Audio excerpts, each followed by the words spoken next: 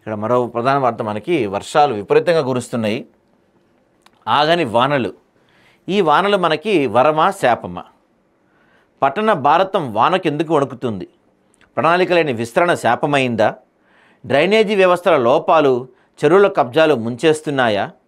ఎందుకీ దౌర్భాగ్య పరిస్థితి నగర ప్రజలకు ఎదురవుతుంది? దీనికేంటి పరిష్కార మార్గం? ఎవరు దీన్ని సరిదిద్దాలి? ఎలా సరిచేయాలి అంటే ఎవరు సరిదిద్దాలని ఉంటుంది కానీ పరిస్థితి అది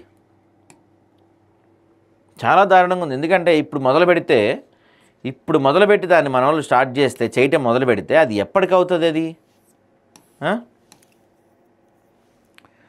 నాలుగు వైపులా ఆకాశం మారుమోగుతున్న తరుణంలో వరదల భయం ప్రజలను కలవరపెడుతుంది. వాగులు వంకలు ఉధృతంగా ప్రవహిస్తుండగా లోతట్టు ప్రాంతాలు జలమయమయ్యాయి. ఆగస్టు మొదలైనప్పటి నుంచి దేశవ్యాప్తంగా వర్షాలు బీభత్సం సృష్టిస్తున్నాయి. ముఖ్యంగా ఏపీ, తెలంగాణ సహా దక్షిణ భారత రాష్ట్రాల్లో వాగులు వంకలు పొంగి పొర్లుతున్నాయి. పలు గ్రామాలు వెలిసిపోయే పరిస్థితి నెలకొంది. రహదారులు దెబ్బతినడంతో రవాణా అంతరాయం ఏర్పడింది. వర్షాలు కొనసాగుతాయని వాతావరణ శాఖ ముందస్తు హెచ్చరికలు జారీ చేసింది. ఈ నేపథ్యంలో ప్రజలు అప్రమత్తంగా ఉండి అనవసరంగా బయటికి వెళ్లకుండా స్థానిక అధికారుల సూచనలు తప్పనిసరిగా పాటించాలని నిపుణులు చెప్తున్నారు. ఇక్కడ ప్రధాన విషయం ఏంటంటే అండి, ఇప్పుడు కొత్తగా అంటే ఇదేం క్లౌడ్ బరస్ట్ కాదు, కరోనా కాదు, ఇంకేది కాదు, ఇదేం కొత్త కాదు మనకి. ఇలాంటివి మనం ప్రతి వానాకాలం వచ్చేప్పుడు చూస్తూనే ఉంటాం. ఎన్నోసార్లు తెలుసు మనకి వర్షాలు ఒక సంవత్సరం బాగా వస్తాయి, ఒక సంవత్సరం తక్కువ వస్తాయి. సో భారీ వర్షాలు కురిసినప్పుడు పెద్ద ఎత్తున ప్రమాదం జరిగే అవకాశం ఉంటుంది, ఇలాంటి వరదలు వచ్చే అవకాశం ఉంటుంది. ఇప్పుడు ఉదాహరణకి మనం ఇక్కడ ఫోటో వేసాం, ఏడుపాయల టెంపుల్. ఈ ఏడుపాయల టెంపుల్ వరద వచ్చినప్పుడు మునగటం ఇది ఫస్ట్ టైమా? కొన్ని వందల సార్లు మునిగింది. హైదరాబాద్లో కానీ చుట్టుపక్కల ఇప్పుడు ఎక్కడైతే వరంగల్ ఇట్లాంటి చోట మునిగిపోతున్నాయో ఫస్ట్ టైం అవేమన్నా కొన్ని పదుల సంఖ్యలో మునిగిపోయినాయి. మరి ఇలాంటి జరిగిద్ది అని తెలిసి కూడా వానాకాలం వస్తే వరదలు వస్తే ఇళ్లలోకి నీళ్ళు వస్తాయి, మునిగిపోతాయి, రోడ్లు కొట్టుకుపోతాయి, ఇలాంటివి జరుగుతాయని తెలిసి కూడా ఎందుకు చర్యలు ముందస్తుగా తీసుకోవటం లేదు? ఇప్పటికిప్పుడు మొదలు పెడుతున్నారు. ఈ వర్షం పడేంత వరకు సహాయ చర్యలు చేపడతారు, నీళ్లు దోడతారు, కథం అయిపోయిన తర్వాత బంద్.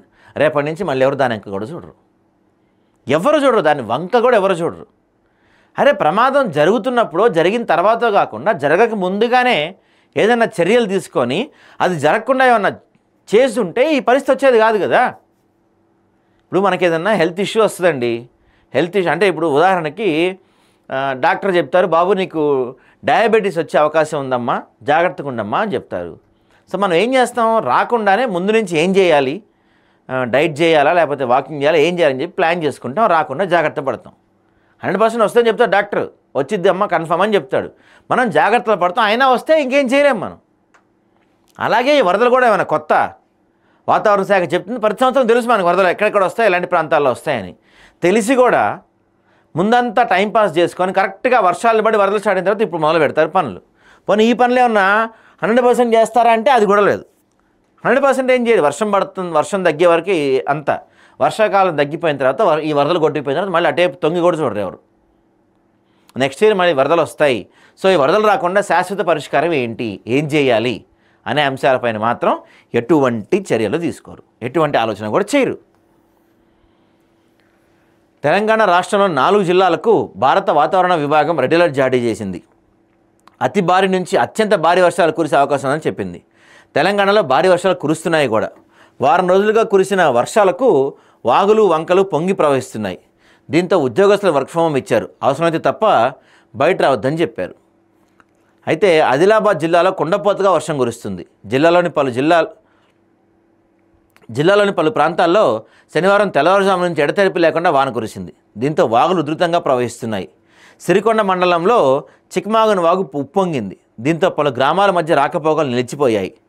నార్నూర్, గాదిగూడ మండలాల్లో లోతట్టు ప్రాంతాలు, పంట పొలాల్లో వర్షపు నీరు చేరి జలమయమయ్యాయి. గాదిగూడ మండలంలోని కడ్గి, లోకారిగే, అర్జుని, దాబా, మేడిగూడ, చిత్తుగూడ, నార్నూరులోని బాబాయ్ గారి ప్రధాన రహదారులపై ఈ కల్వట్లన్నీ కూడా మునిగిపోయిన పరిస్థితి ఉందంటండి. దీంతో పాటుగా శ్రీరామ్ సాగర్కి కూడా భారీ ఎత్తున వరద నీరు చేరుకుంది.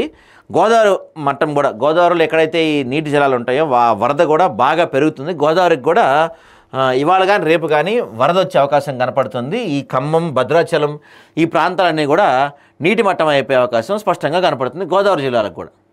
సరే, ఇప్పుడు ఇంత వర్షం పడుతుంది. ఈ వర్షం మనకి అంటే వర్షం వస్తే నీళ్ళు వస్తాయి, గ్రౌండ్ లెవెల్ పెరుగుతుంది, వాటర్ లెవెల్స్ పెరుగుతాయి, అంతా బాగుంటుందని చెప్పి మనం అనుకుంటాం. కానీ ఈ వర్షం ప్రస్తుతానికి మనకి ఇప్పుడు కురిసే వర్షం మనకి వరంగా కాబోతుందా, శాపం కాబోతుందా? వ్యవసాయతరమైన దేశమైన భారత్కు వర్షాలనేవి వరంగా భావిస్తారు. పంటలు పండించడంలో, జలాశయాలు నింపడంలో, భూగర్భ జలాలు సమృద్ధిగా నిల్వ చేయడంలో వనరులు కీలక పాత్ర పోషిస్తాయి. నదులు పొంగి పొర్లితే వ్యవసాయం జోరందుకుంటుంది, జీవజాలం చిగురిస్తుంది. గ్రామీణ భారతం వర్షాన్ని ఆశీర్వాదంగా స్వాగతిస్తుంది. కానీ పట్టణ భారతానికి మాత్రం వర్షం ఒక శాపంగా మారింది. చిన్న చినుకు పడిన నగరాలు చిరుటాకులో వణికిపోతున్నాయి. ఎందుకు అలా అవుతుంది అంటే ప్రణాళిక లేకుండా విస్తరించడం నగరాన్ని, చెరువుల్ని కబ్జాలు పెడతాం, పొలాల్లో ఇల్లు కడతాం, డ్రైనేజ్ వ్యవస్థ లేకపోవటం. దీంతో ఏమవుతుంది, వర్షం పడితే రోడ్లు నదుల్లా మారిపోతున్నాయి, కాలనీలు చెరువుల్లా మారిపోతున్నాయి, ఫ్లైఓవర్ల పైన కూడా నీళ్ళు నిలిచిపోయి వాహనదారులకు ఇబ్బంది కలిగిస్తుంది. మెట్రో స్టేషన్లు స్విమ్మింగ్ పూల్స్లా మారుతున్నాయి. ట్రాఫిక్ జాములు, విద్యుత్ అంతరాయం, ప్రాణ నష్టం, ఆస్తి నష్టం ఇవన్నీ వర్షాకాలం సీజన్లో కామన్ అయిపోతున్నాయి. ఇటీవల హైదరాబాద్లో కురిసిన వర్షాలు నగరాన్ని అతలాకుతలం చేశాయి. లోతట్టు ప్రాంతాలు నీట మునిగాయి, మ్యాన్ హోల్డ్లు పొంగి పొర్లాయి. పైప్ లైన్ల కోసం తవ్విన రోడ్లపై నడవటం నరకం, పక్కన ఉన్న వైతరి నది ఈదినట్టే ఉందని జనం చెప్తున్నారు. మరి ఎందుకు వస్తుంది అసలు ఈ పరిస్థితి మనకి? ఎందుకు ఈ పరిస్థితి మనకు వస్తుందయ్యా అంటే ప్రణాళిక లేని పట్టణ విస్తరణ, సరైన డ్రైనేజ్ వ్యవస్థల లోపం, చెరువులు వాగుల ఆక్రమణ, భూసంపద దుర్వినియోగం. ఈ కారణాల వల్ల వర్షపు నీరు బయటికి వెళ్ళే మార్గం లేకపోతే చిన్న వానకే నగరాలు జలమయం అవుతున్నాయి. ఫలితంగా చూసుకుంటే రహదారులు నదుల్లా మారిపోతున్నాయి. అన్ని చోట్ల ఇంత ఉందండి పరిస్థితి. హైదరాబాద్లో వర్షం పడితే చాలు చార్మినార్, పాత బస్తీ, హైటెక్ సిటీ వరకు ఎక్కడ చూసినా నీట మునిగి ఇల్లు కనిపిస్తాయి. లోతట్టు ప్రాంతాలు పూర్తిగా మునిగిపోతాయి, మ్యాన్హోల్లు పొంగి పొర్లుతాయి. పైప్ లైన్ల పనులు పూర్తి కాకపోవడంతో రోడ్ల తవ్వకాలు నరకంగా మారుతాయి. గతంలో ఒక రాత్రి కురిసిన వర్షానికి నగరం అతలాకుతలం చేసి 100 కోట్ల రూపాయలు నష్టం కలిగించిందంటండి. ఢిల్లీ, ముంబై అన్ని చోట్ల ఇదే పరిస్థితి ఉంది. ఇతర దేశాల నుంచి మనం పాఠాలు నేర్చుకోవాలి. ఇక్కడ విషయం ఏంటంటే మన దగ్గర ఎందుకు ఈ పరిస్థితి జరుగుతుందంటే ఒక ప్లానింగ్ ఉండదు, ఒక పద్ధతి ఉండదు. నువ్వు చెరువును ఆక్రమిస్తున్నావా, పొలాలను ఆక్రమిస్తున్నావా, అది బఫర్ జోనా, నీళ్ళెళ్ళే దారా, ఇట్లాంటి ఏమీ లేవు. ఎక్కడ ఖాళీ స్థలం కనపడిందా కథం కబ్జా, చెరువుని కబ్జా. అసలు డ్రైనేజ్ వ్యవస్థ లేనే లేదు. ఓ పక్కన జిహెచ్ఎంసీ వాళ్ళు, ఆర్ఎన్బి వాళ్ళు ఓ పక్క నుంచి రోడ్డు వేసుకుంటూ వస్తూ ఉంటారు, ఇంకో పక్క నుంచి వాటర్ వర్క్స్ వాళ్ళు రోడ్డు తవ్వుకుంటూ వెళ్తూ ఉంటారు. ప్రతి కాలనీలో జరిగేది ఇదే. ఓ పక్క నుంచి వాళ్ళు రోడ్డు వేసుకుంటూ వస్తుంటారు, ఒక పక్క నుంచి ఇంకోళ్ళు ఎవరో ఒకరు తవ్వుకుంటూ వెళ్తారు రోడ్ని. అది జిహెచ్ఎంసీ వాళ్ళ, వాటర్ వర్క్స్ వాళ్ళ, నెట్ వాళ్ళ, కరెంట్ వాళ్ళ, ఎవరన్నా సంబంధం లేదు. ఒక పక్కన వస్తూ ఉంటుంది రోడ్డు, ఒక పక్కన తవ్వుతూ ఉంటారు రోడ్డు. పోనీ తవ్వింది ఏమైనా సరి చేస్తారా? అలా వదిలేస్తారు. మళ్ళీ ఎప్పటికో రోడ్డు పడినప్పుడు అది సరి అవ్వాలి, లేదా అక్కడ కాలనీ వాళ్ళంతా కలిసి రోడ్లు వేసుకోవాలి, డబ్బులు జమ చేసుకొని.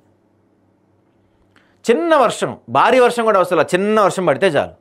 గత 10 సంవత్సరాలు పోనీ, ఇప్పుడు ఇది ఏమన్నా ఇప్పుడు కొత్త కాదు, గత 10 ఏళ్లుగా అక్కడ ఆ ముఖ్యమంత్రి అంతే చేశాడు, ఇప్పుడు ఈ ముఖ్యమంత్రి అంతే చేస్తున్నాడు. వచ్చినప్పుడు ఏం చేయాలనేది కాదు, రాకముందే ప్లాన్ చేసుకోవాలి. సరే ఇప్పుడు వచ్చినాయి, మరి నెక్స్ట్ ఇయర్ ఏం చేద్దాం, ఈసారి ఇలా రాకూడదు.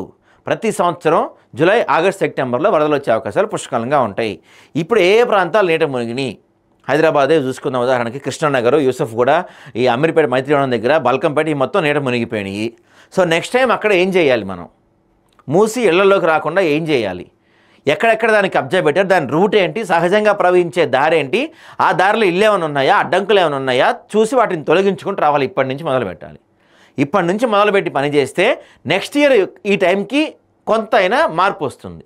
డ్రైనేజ్ వ్యవస్థ మెరుగుపరచడం, నీళ్లు పోయే దారులు ఏమైనా కడ్డాలను తొలగించడం, ఇట్లాంటివి చేస్తే ఇప్పటికిప్పుడు మార్పు రాకపోవచ్చండి. కానీ నెక్స్ట్ ఇయర్కి కొంతవరకు వస్తే ఆ నెక్స్ట్ ఇయర్కి పూర్తిగా మార్పు వస్తుంది. ప్రతిసారి వర్షాలు బలంగానే మనం వార్త పేపర్లో చూస్తాం. చిగురు ఆకిలా మారిన నగరం, వరదలో మునిగిన హైదరాబాద్లో భారీ వరద, ఇట్లాంటి వార్తలు మనం చూస్తూనే ఉంటాం, వింటూనే ఉన్నాం. సొల్యూషన్ ఏంటి? 10 ఏళ్ళు వాళ్ళు టైంపాస్ చేశారు, ఇప్పుడు వీళ్ళు వచ్చారు.